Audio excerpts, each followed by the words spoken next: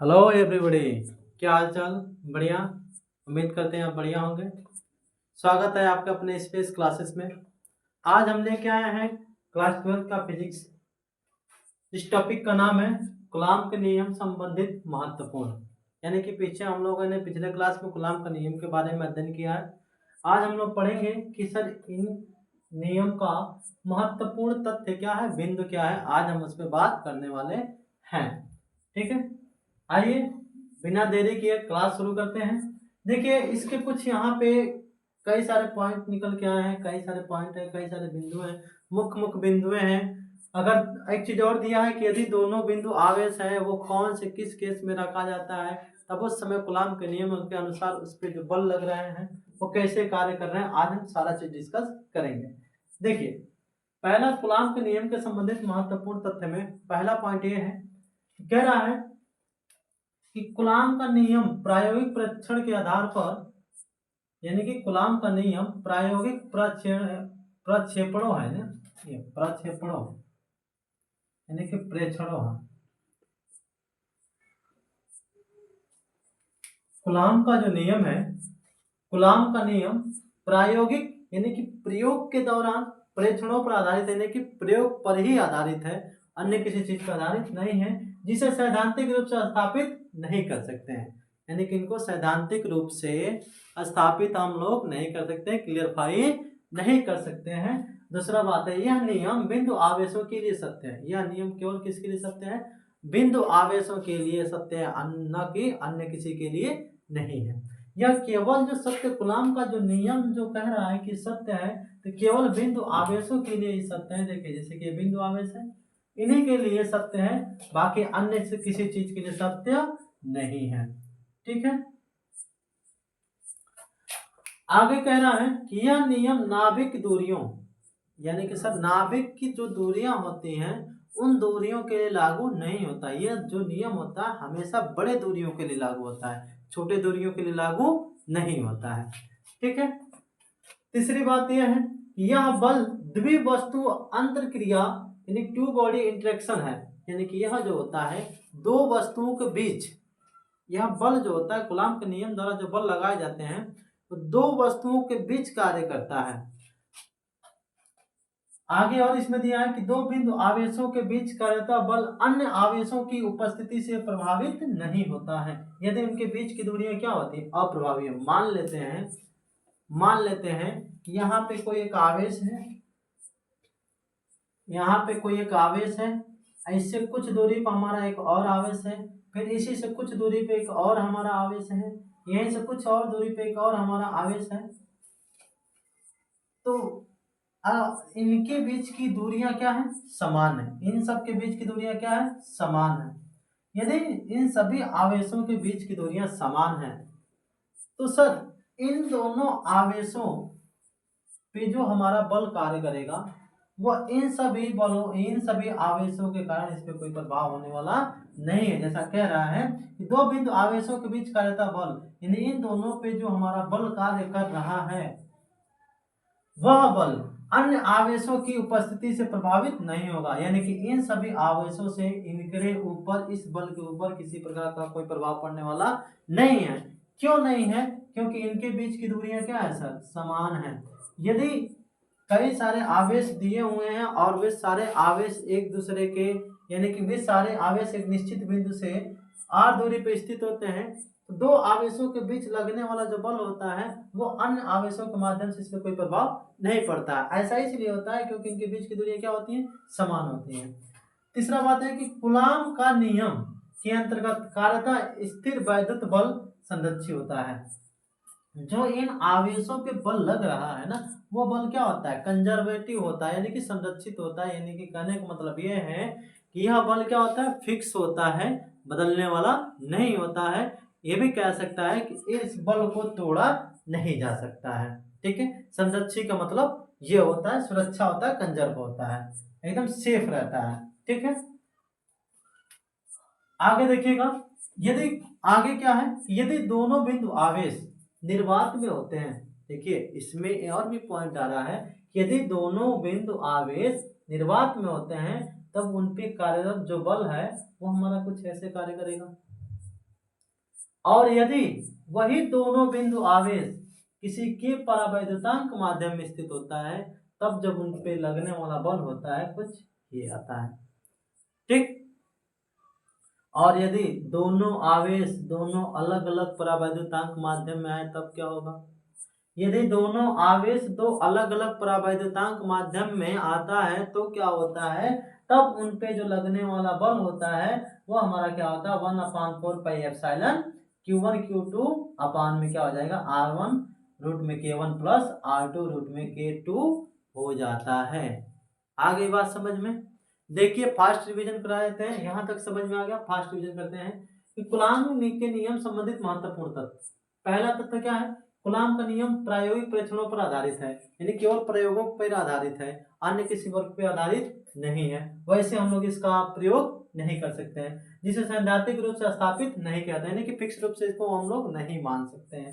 तीसरी बात, यह नियम बिंदु आवेशों के लिए सत्य है। यह जो नियम होता है कूलाम का नियम केवल बिंदु आवेशों के लिए है, अन्य किसी चीज के लिए नहीं है। यह नियम जो होता है ना, नाभिकीय दूरियों जैसे छोटी दूरियों का के लिए प्रयोग नहीं किया जाता है, इसका प्रयोग हमेशा बड़े दूरियों के लिए किया जाता है। ठीक है, कूलाम का नियम का प्रयोग कहाँ किया जाता है? हमेशा बड़ी दूरियों के लिए किया जाता है। तीसरी बात, यह जो बल लगता है यानी कूलाम का नियम का जो बल है हमेशा दो वस्तुओं के बीच कार्य करता है। कितने वस्तुओं के बीच? दो वस्तुओं के बीच कार्यरत करता है। यदि उन दोनों आवेशों पे कोई बल कार्य कर रहा है तो अन्य आवेशों के माध्यम से इस बल पे कोई प्रभाव पड़ने वाला नहीं है। ऐसा क्यों होता है? क्योंकि इनके बीच की दूरियां क्या होती हैं? समान होती हैं। इनके बीच की दूरियां अगर समान होंगी यानी कि इन दोनों पे लगने वाला बल पे कोई प्रभाव इनका नहीं पड़ेगा। तीसरा, कूलाम का नियम के अंतर्गत कार्यता स्थिर वैद्युत बल संरक्षित होता है, यानी कि कूलाम का नियम के अंतर्गत जो बल होता है ना कंजर्वेटिव होता है, संरक्षित रहता है। ठीक है, यहाँ तक बात समझ में आ गया। आगे देखिएगा कि कूलाम का नियम में भी कह रहा है कि यदि दोनों बिंदु आवेश निर्वात में रखे जाते हैं तो उस पर लगने वाला बल क्या होता है? 1/4 pi epsilon nought Q1 Q2 अपान R का स्क्वायर हो जाएगा। यदि परावैद्युतांक माध्यम में रखा गया हो दोनों बिंदु आवेश, उसका जो हमारा उस पे लगने वाला बल जो होता है क्या होता है?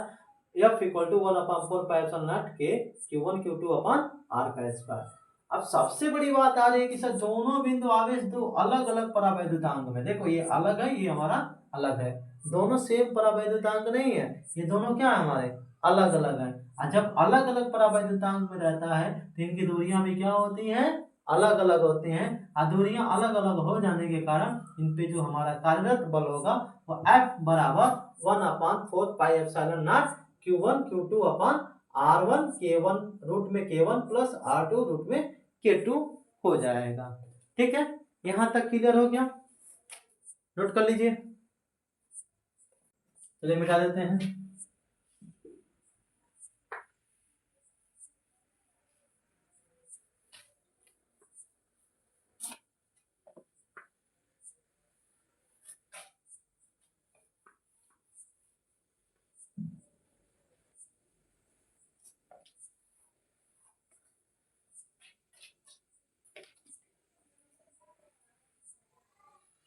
चलिए हो गया। अब आगे हम जानेंगे कि कूलाम का नियम का के माध्यम से और क्या क्या केस हो सकते हैं। अब देखिए सर, अब इसमें कुछ विशेष बातें आएंगी जिसको हम लोग पढ़ेंगे, यानी कि विशेष विशेष बातों पे बात करेंगे हम। विशेष बातें यानी कि एक विशेष बात कहाँ से आएगा? विशेष बात ये आ जाएगा कि मान लीजिए दो गोली कोष हो गया, क्या होगा? दो गोली कोष, इन दोनों पर एक समान रूप से आवेश क्या है सर? वितरित है। इन दोनों पर कैपिटल Q आवेश एक समान रूप से क्या है? वितरित है ना? देखिए जैसा कि मैं यहाँ पे बना देता हूँ। ठीक, असर उसके केंद्र, सारे गोले के केंद्र होते हैं कि नहीं होते हैं? केंद्र होते हैं। पहले वाले में देखिएगा कि सर केंद्र से एक स्मॉल दूरी पर Q आवेश स्थित है, यानी कि केंद्र से स्मॉल दूरी पर Q आवेश स्थित है। ठीक है, और केंद्र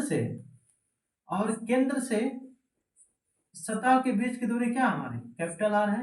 और केंद्र से इस Q यानी कि स्मॉल क्यू की दूरी जो होगी क्या होगी, स्मॉल आर होगी। एक जो आवेश है हमारा, एक आवेश है गोली कोश के क्या है, अंदर उपस्थित है, गोली कोश के अंदर उपस्थित है। एक बात और याद रखिएगा, जो हमारा क्यू उपस्थित होता है ना, उसकी दूरी केंद्र से स्मॉल आर होती है, यानी केंद्र से इसकी दूरी क्या हो जाएगी, आर हो जाएगी। हालांकि हम जानते हैं कि केंद्र से सतह के बीच की दूरी क्या होती है, कैपिटल आर होती है। क्या होती है, कैपिटल आर होती है। लिख देता हूं यहाँ पे, मैं लिख देता हूं, समझ जाइएगा। ये अपना केंद्र है, केंद्र से एक निश्चित बिंदु पर क्यू आवेश स्थित है, कोश के अंदर स्थित है, और इसकी जो दूरी होगी स्मॉल आर होगी, और केंद्र से इस सतह के बीच की दूरी जो होगी कैपिटल आर होगी। अब देखिएगा सर, इसमें दशाएं दो नजर आ रही हैं। पहली ये है जो कि गोली कोश के बाहर एक आवेश स्थित है, और दूसरा है गोली कोश के अंदर। जब ऐसा केस होता है कि जब कोई हमारा गोली आवेशित गोली कोश यानी कि एक समान रूप से किसी गोली कोश पर कैपिटल क्यू आवेश वितरित रहता है, तो उस दौरान क्या होता है देखिएगा कि कोई केंद्र से स्मॉल आर दूरी पर एक क्यू आवेश स्थित होता है। क्या होता है, स्मॉल आर दूरी पर एक क्यू आवेश स्थित है। तब इस पर जो बल लगता है, तब इस पे लगने वाले जो बल होते हैं अपने क्या होते हैं, F बराबर 1/4 pi epsilon nought Q1 Q2, sorry यहाँ पे Q1 क्या होगा, ये कैपिटल होगा, कैपिटल वाला Q होगा, यहाँ पे स्मॉल क्यू हो जाएगा, यहाँ पे आर स्क्वायर हो जाएगा। और इन दोनों में स्मॉल आर और कैपिटल आर में बड़ा कौन होगा सर, कौन बड़ा होगा, small R is greater than capital R, यानी कि स्मॉल आर क्या होगा, कैपिटल आर से बड़ा होता है। यानी कि बताओ इसकी दूरी बड़ी है कि नहीं है, स्मॉल आर की दूरी बड़ी है कि नहीं है, और सर कैपिटल आर की दूरी क्या है, छोटी है, इसलिए हमारा क्या हो जाएगा, कैपिटल आर छोटा होगा और स्मॉल आर बड़ा होगा। ठीक है। और यदि गोली कोश के अंदर कोई हमारा कूलम्ब आवेश स्थित होता है, तो उस दौरान जो हमारे बल के मान आते हैं वो क्या हो जाते हैं, शून्य हो जाता है, और यहाँ पे कैपिटल आर क्या होता है, स्मॉल आर से बड़ा हो जाता है। ठीक है, यह समझ में आ गया। यदि गोली आवेश के बाहर किसी स्मॉल आर दूरी पर कोई आवेश स्थित होता है, तो उस पर लगने वाला जो बल होता है वो हमारा इतना होता है, और स्मॉल आर कैपिटल आर से बड़ा होता है। ऐसा माना जाता है इसका सारा आवेश इसके केंद्र पर क्या कर रहा है, जाकर के बल लगा रहा है। लेकिन वहीं पर जब कोश के अंदर कोई आवेश स्थित होता है तो वहां पे बल क्या हो जाता है, शून्य हो जाता है। हो गया, यहाँ तक हो गया ना। चलिए आगे एक चीज और ध्यान देंगे, हम आगे कूलम्ब का नियम का ग्राफ जानेंगे। कूलम्ब के नियम का क्या जानेंगे, ग्राफ जानेंगे। उस ग्राफ में देखिए कुछ ऐसा ग्राफ आता है अपना, कुछ ऐसा ग्राफ आता है। ठीक है, जहां नीचे आर होता है, यहाँ पे क्या होता है, एफ होता है। ठीक, किसके किसके बीच का संबंध है, एफ तथा आर के बीच का संबंध है भाई, ग्राफ है, बीच का क्या है, हमारा ग्राफ है। ये जो संबंध मत लिखो, क्या है, ग्राफ है ना। ये क्या प्रदर्शित करता है, एफ तथा आर के बीच का ग्राफ है, ये क्या प्रदर्शित करता है, ये बताता है कि जैसे जैसे आर का मान बढ़ते जाता है, जैसे जैसे आर का मान क्या हो रहा है सर, यानी कि जैसे जैसे स्मॉल आर का मान, जैसे जैसे स्मॉल आर का मान बढ़ता है, वैसे वैसे बल क्या हो जाता है सर, वैसे वैसे बल यानी कि एफ कम होता जाता है। देखिए सर, बहुत अच्छी बात है यहाँ पे कि जो ग्राफ है हमारा एफ तथा आर के बीच, कूलम्ब के नियम का ग्राफ है, ये एफ और आर के बीच का ग्राफ है। इसमें ये बताया जा रहा है कि आर का मान क्या हो रहा है सर, बढ़ रहा है, तो एफ का मान क्या होगा, घटेगा ना। अब एक चीज मैं बता रहा हूँ, आप कहेंगे सर कैसे घटेगा, तो देखिए मान लीजिए ये दोनों आवेश हैं हमारे, ठीक, पास रहेंगे, ठीक है, तो ये दोनों क्या होंगे, इन दोनों के बीच का जो बल लगेगा भाई स्ट्रॉन्ग होगा। और जैसे जैसे इनकी दूरियां बढ़ाते जाएंगे तो बल का भी मान क्या होता जाएगा सर, कम होता जाएगा। यानी कि दोनों बिंदु आवेश जैसे से पास होंगे उनके बीच का बल क्या होगा, अधिक होगा। और जैसे जैसे उनकी दूरियां बढ़ाई जाएंगी ना तो बल क्या हो जाएगा, कम हो जाएगा। यानी कहने का मतलब ये है, सिंपल सा कहेंगे, अगर आर का मान बढ़ा रहे हैं तो एफ का मान क्या हो जाएगा, घट जाएगा। बात समझ में आया कि नहीं आया? यदि आर का मान बढ़ा रहे हैं तो एफ का मान घट जाएगा। ये हमारा एफ तथा आर के बीच का संबंध है। एक और आपको संबंध में दिखा देता हूँ, ग्राफ का ही संबंध एक और मैं दिखा रहा हूँ, देखिएगा।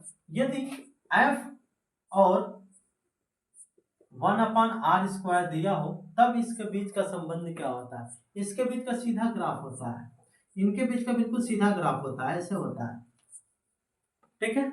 यानी कि इनमें क्या होता है, एफ और आर का मान दोनों क्या होता है, लगभग समान होता है। इसमें क्या होता है ना कि सर इनके बीच का बल क्या होता है, इक्वल होता है, इनके बीच का मान क्या हो जाता है सर, इक्वल होता है। इट मीन्स कहने का मतलब यह है कि जो सीधा ग्राफ होता है, जो सीधा ग्राफ है, बिल्कुल ऐसा जो ग्राफ है ना अपना सीधा, ये हमारा क्या है, एफ इन प्रोपोर्शनल 1/r² का है ना, एफ इन प्रोपोर्शनल 1/r² का ग्राफ है। ठीक, ये क्या आर है, ये क्या एफ है, ठीक है। यानी कहने का मतलब ये है ना कि ये दोनों क्या एक समान रूप से कार्य करेंगे, एक समान रूप से कार्य करेंगे। ये हमारा क्या हो गया, एफ तथा 1/r² का हो गया, ये हमारा एफ और आर के बीच का हो गया। ये हमने बता दिया गोलीय कोष है, उसके बाहर कोई आवेश स्थित है तो उस पर हमारा एक बल कार्य करेगा। यदि गोलीय कोष के अंदर आवेश स्थित होता है तो उस पर कोई बल कार्य नहीं करता है। समझ में आ गया कि नहीं आ गया, आ गया यहाँ तक? चलिए नोट कर लीजिए, हो गया। चलिए देखिए, हम एक चीज आपको क्लियर करा दें, शायद क्लियर नहीं हुआ होगा, जान लीजिएगा कि कूलाम के नियम में जो हमारा महत्वपूर्ण तथ्य था उसमें एक था, ये जो बल होता है हमारा ना, संरक्षी बल होता है। क्या होता है, संरक्षी बल होता है। और संरक्षी बल का मतलब क्या होता है सर, कि कोई दो बिंदु आवेश है, Q1 है और Q2 है, ये दोनों एक दूसरे के आर दूरी पे स्थित है, इसलिए जो इस पे बल लगेगा 1/4πε0 Q1 Q2/r², ये होता है। और यह जो बल होता है संरक्षी होता है। संरक्षी का मतलब ये होता है ना कि इन दोनों स्थितियों के प्रारंभिक और अंतिम स्थितियों पर एक कार्यरत बल होता है, ठीक है। यह केवल हमारा प्रारंभिक और अंतिम स्थितियों पर ही कार्यरत होता है, न कि अन्य चीजों पर होता है। नहीं, ये केवल किस पे कार्यरत होगा सर, अंतिम और प्रारंभिक स्थितियों पर निर्भर करता है, ठीक है।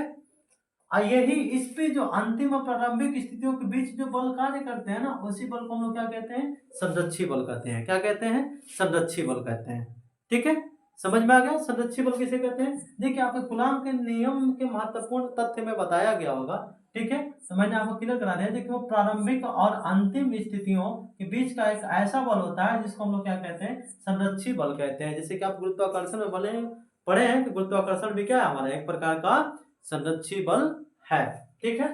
चलिए ठीक है, नोट कर लीजिए।